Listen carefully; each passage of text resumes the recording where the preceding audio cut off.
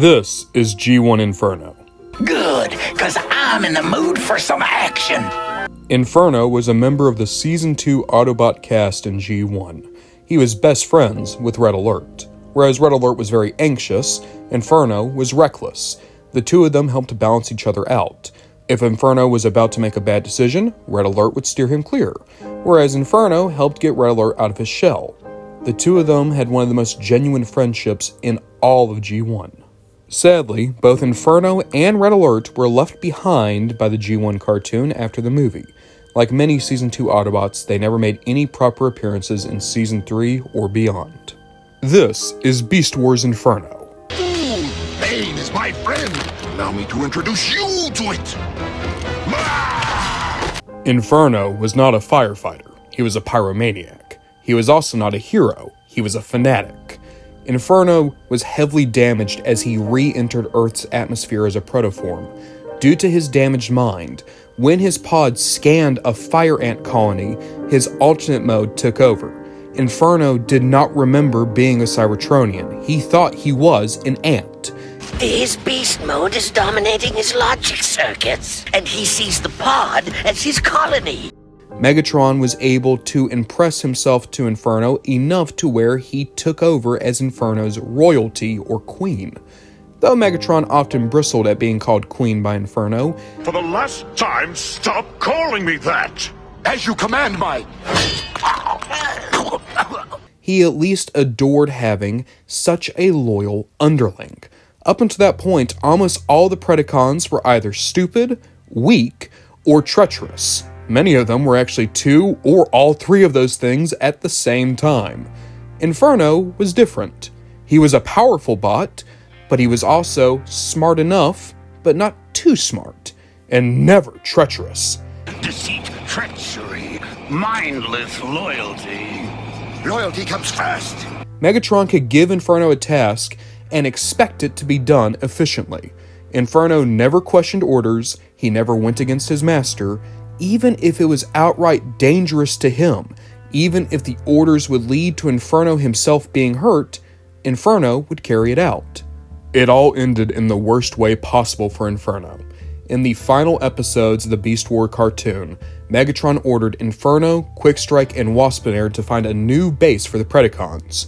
Inferno thought that it would be only fitting to go to the human colony and destroy the proto-humans before using that as their new base. What he didn't count on was that Megatron would have found the Nemesis, and with the Nemesis would come to the human colony to wipe out the proto-humans. If Megatron had so much as called Inferno or looked out a window, he would have seen his single most loyal and capable soldier trying to wave his master down. But instead, Inferno could only watch on in terror as he was destroyed by the very master that he had spent so long trying to get the respect of. G1 Inferno and Beast Wars Inferno were not made to be the same character. They were just reusing the name, but that all changed just a few years down the road.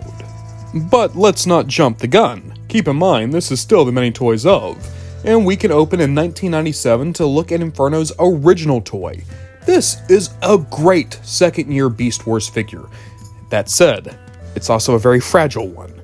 I love the proportions here, I love the design, the transformation's good, but that's a whole lot of translucent plastic, and even worse, the plastic that's not translucent is red, which is very similar to gold plastic syndrome plastic in that it's very fragile. This Inferno can break very easily. And even worse, even when he wasn't that fragile, he was shelf-warming. There were entire colonies of this bug littering Toys R Us's, Walmart's, Targets, you name it, Inferno was there and he was there for a while. In 1998, Takara Tomy would release their version of Inferno in Japanese markets. There was no major differences here. Alongside that, there was the Cybershark vs. Inferno 2-pack. 1999 would give us a weird one. Now, you'd think that if you are already dealing with shelf-warming Infernos, you wouldn't make another Inferno toy, except Hasbro had already made Transmetal Inferno. Much like Airazor or Rhinox, even though there was no Transmetal Inferno in the show, there was going to be a Transmetal Inferno toy. The only big problem is, Inferno was shelf-warming so badly so they had to rename him into Scavenger. And Scavenger is great, one of my favorite Beast Wars toys of all time, but if people were already passing on one ant, why would they suddenly be compelled to pick up another ant? Much like the original Inferno, Scavenger was also a notorious shelf warmer. At least the Takara Tomy Metals Inferno seemed to move very well, and he even got into a 2-pack with Depth Charge. That is one hell of a good 2-pack. We're actually going to skip over some Infernos just for right now to go straight to Robot Heroes in 2009. Inferno came out alongside Tigatron. This 2-pack was never released in the United States, but was common to find in Europe and Singapore, and Inferno looks great here. Nearly 15 years later, there would finally be Legacy Inferno, a proper redo of the original Inferno toy and one of the most show-accurate characters of all of the generation's redos for Beast Wars. He has everything you could want: his jetpack, a screaming mouth, great articulation, a good transformation, his flamethrower. I love this toy a ton. But wouldn't you guess it? He shelf-warmed again! How did he shelf-warm again? I'm just saying though, the best Inferno is probably the Japanese take on this guy. In 2024, you had the Beast Wars Again line, in which you got Inferno and Air Razor in a 2-pack. You got one of the best Voyagers and one of the best Deluxes in years in a 2-pack, both of them given near perfect show-accurate decos. Inferno looks absolutely gorgeous. God, I want this 2-pack. Now, when it comes to Ant Inferno, that's it. We've gone over every single toy that Beast Wars Inferno has gotten that actually depicts him as he appeared in the show. But there are two oddities. One from Universe and one from Botcon. Let's start off with the toy from 2006, Botcon Inferno. Now this is a repaint of the Cybertron Scout Class scrap metal toy. The idea is that this is a what-if scenario. If Inferno had made it to Beast Machines, he would have become a Viacon general underneath Megatron, and he would have led his own army of scrap metal drones. If you want, you could even say that this is a pre-Beast Wars Inferno. Maybe this is what his protoform looked like. But already, you're starting to see we have the idea now that Inferno might have been known as Inferno back on Cybertron, and he definitely has some very interesting choices, like his big shoulder-mounted gun, which, weirdly enough, is similar to G1 Inferno and his shoulder-mounted gun. I've been beating around the bush for long enough. It's time we actually talk about why Inferno is now a whole lot weirder than he was even just a few years ago. Please, I implore you to keep this in mind. When Inferno was first dreamed up in 1996, there was no connection meant with G1 Inferno. They were supposed to be different characters. However, Botcon had a strange obsession with trying to make everything G1 and trying to explain every tiny detail to a near ridiculous level. In fact, forget near ridiculous, it was just ridiculous. It was similar to the Star Wars Legends people. The same type of comics that would tell you who made Darth Vader's boots were the writers who wanted to talk about where Inferno came from, even though nobody was really asking that. Just to retrack, the reason Inferno in the show is said to be damaged is because his pod had a hard landing when it hit the Earth. That's something that happened a few times in the Beast Wars continuity. It's how Optimus Primal got a new body. One of the pods crashed, the spark died, but the body was still good. It's just the reality of these pods just randomly landing wherever they land. However, Botcon saw that and figured, nah, we can add a little bit more. This is Dawn of the Predacus. It is a 2016 Botcon comic. Dawn of the Predacus is an infamous comic book. It's filled with countless anachronisms and continuity errors trying to connect G1 to Beast Wars. But instead, it actually ruins a lot of the pre-established story beats of the Beast Wars cartoon. For instance, the Predacons and Maximals we follow in Beast Wars are shown to have served in the Great War. Optimus Primal was alive around the same time as Optimus Prime, despite the fact that Primal is supposed to be a far-flung descendant of Optimus Prime. There's also the fact that the Tripredacus Council in the Beast Wars cartoon referred to the Decepticons as being their ancient ancestors. Ever since the Autobots defeated our Decepticon ancestors. And yet here, they were high-ranking Decepticon generals that served under Galvatron. However, that's not the infamous retcon of this comic. The infamous retcon involves Inferno. You see, one of the main thrusts of the story is the Tripredacus Council forcing the Great Conversion onto other Cybertronians by way of using the transmatter bomb. The only issue is there is only one character at the bomb in the epicenter of the explosion when it went off. G1 Inferno. G1 Inferno was heavily damaged, with many characters saying that he was in fact brain damaged.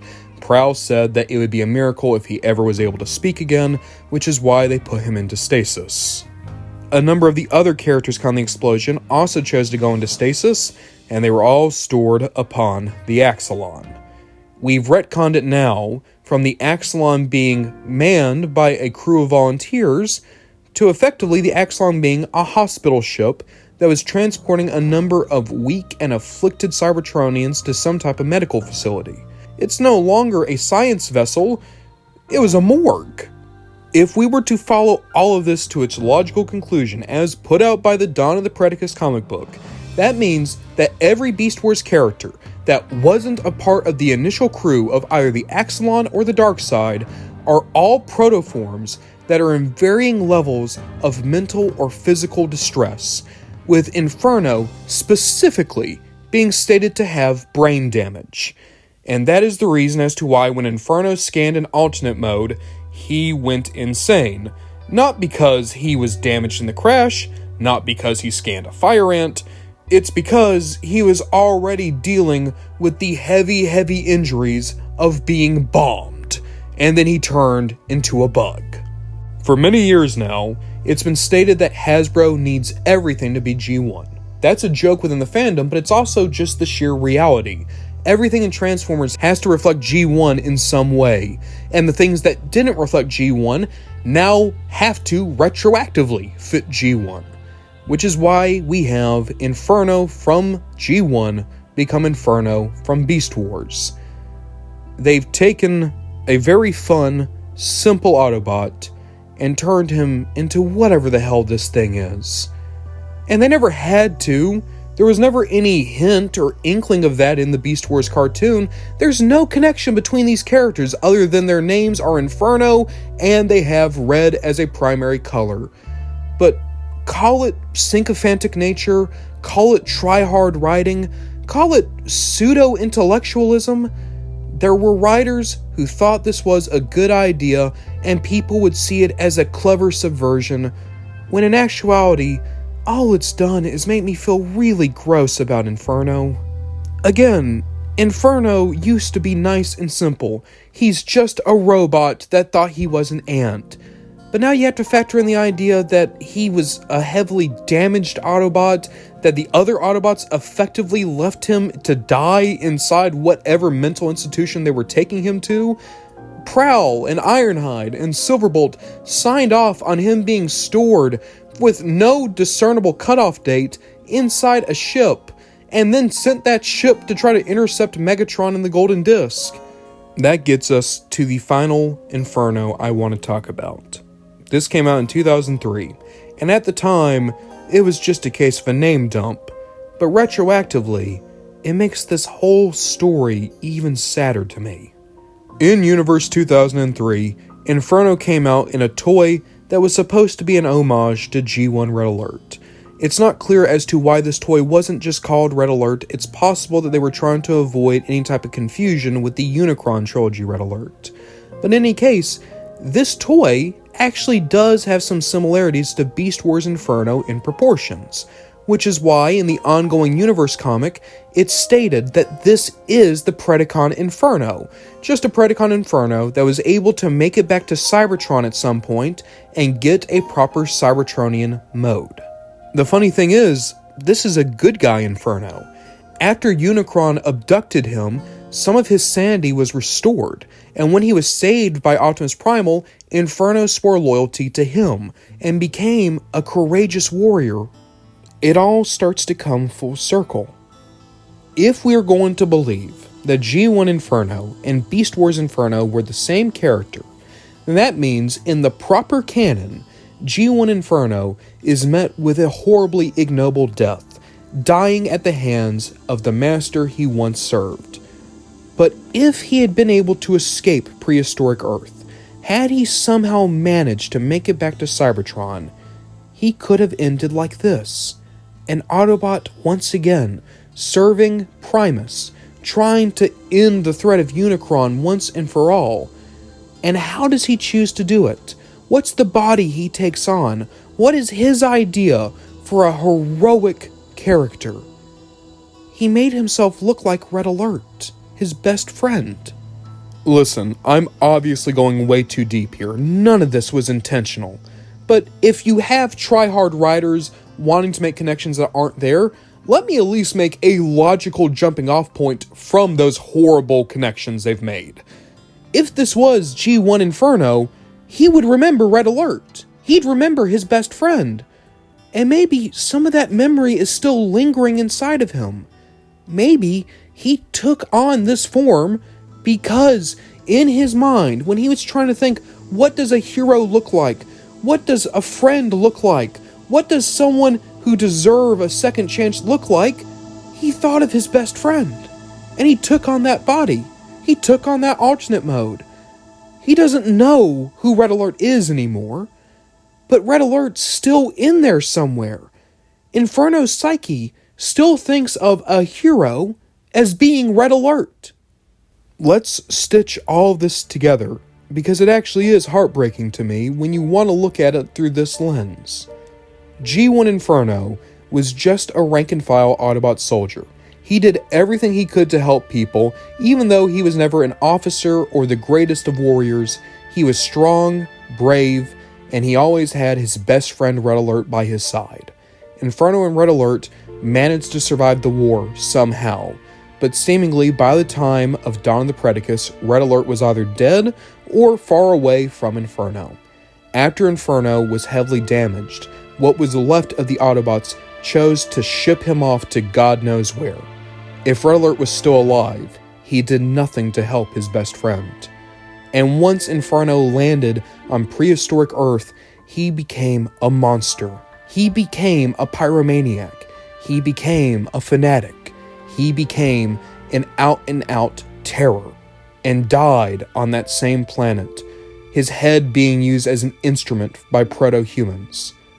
But even in the best-case scenario, even had he made it back to Cybertron, he would have just become a facsimile of Red Alert.